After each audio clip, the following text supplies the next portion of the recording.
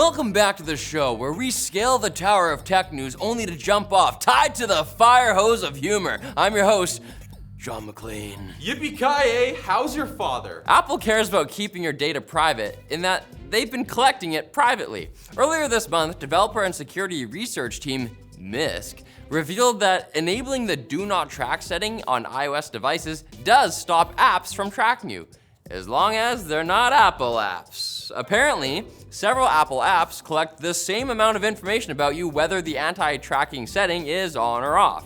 The researchers found that the App Store app alone collects what you tap on, what apps you search for, what ads you see, how you find an app, and how long you look at that app. Please don't share that information with my mom. I don't download them, I just look. What's funny is that Apple announced the old Macintosh in a commercial saying, "You'll see why 1984 won't be like 1984. Turns out that's because they needed 38 years to get the tech right.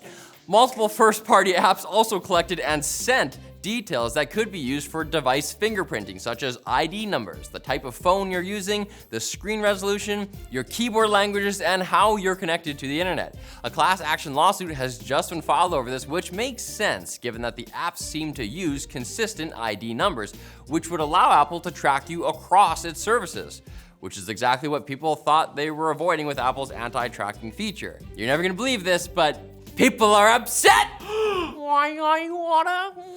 The RTX 4080 launched, and in protest of the GPU's exorbitant price, everyone must have bought two. Micro Center, Newegg, and Best Buy sold out of the graphics card in an hour, so good for NVIDIA. Terrible news for us though.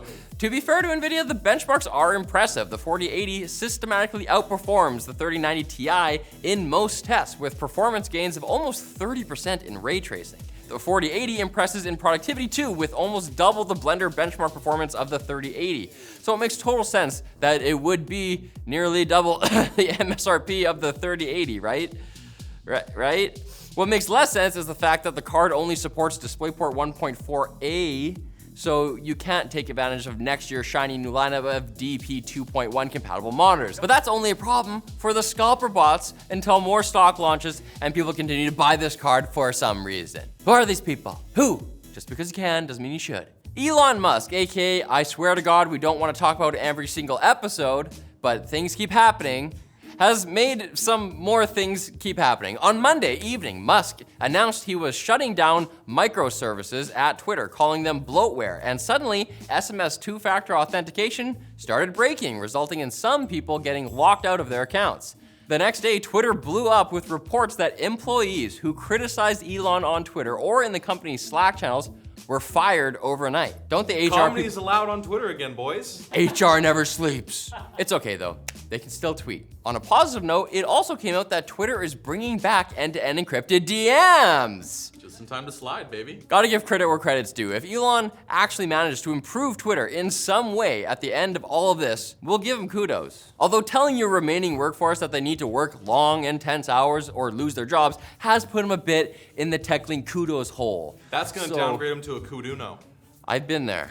Now it's time for the quick bits brought to you by MSI. The holidays are coming quickly, but MSI has you covered for gifts this year. MSI's holiday deals are on now, where you can save their 12th gen laptops, desktops, peripherals, and components. Save on them all. Whether the kids need a new laptop for school or it's time to treat yourself to an upgrade, there's a deal on there for you. And for those of you in the US, there's the hashtag TYMSI holiday giveaway. Tell MSI what you're thankful for and enter to win gift cards, apparel, and more.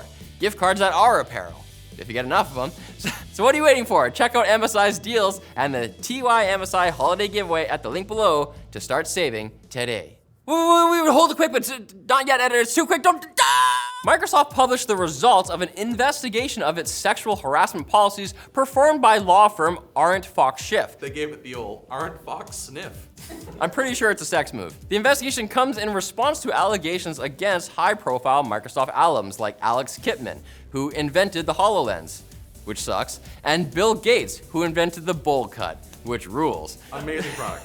The 50-page report released by the firm has been criticized for not thoroughly probing the allegations against Gates. They probably felt that Gates has done enough probing already. Spicy. Ubisoft and Riot Games have announced a partnership on a new research project meant to reduce toxicity in in-game chats. No system of a down. The companies plan to build AI tools trained to detect disruptive behaviors. And Britney Spears.